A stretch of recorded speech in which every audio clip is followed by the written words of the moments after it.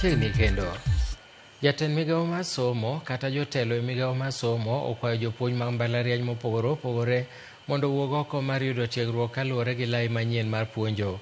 Kanolose kar tiegruok mar jopuonj ma Shanzu e kaunti ma Mombasa, kama ne osidhie jopuonjre maromo 40 bang' tieko somgi mar lai manyienno, jatend migawo mar somo e kaunti ma Mombasa Masibo Kitui owacho ni lokruok e migawo mar somo nyalo koso chopo kare kadipo ni jopuonje mamoko biro koso yudo tiegruokno. Kaluwore gi jotelo e migawo mar somo, jopuonje mathoth e kuonde tiegruok mag sirikal pok oyudo tiegruok e lai manyien-go, gino manyalo hinyo yoregi mag somo.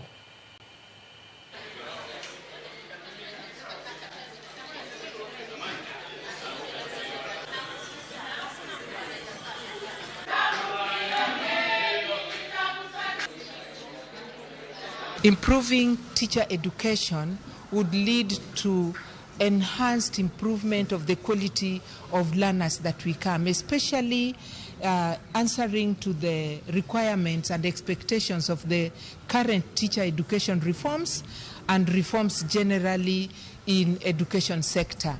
We've moved, Kenya particularly has made leaps into the implementation of competency-based education.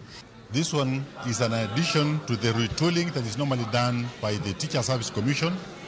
So normally the government encourages public-private partnership in offering education.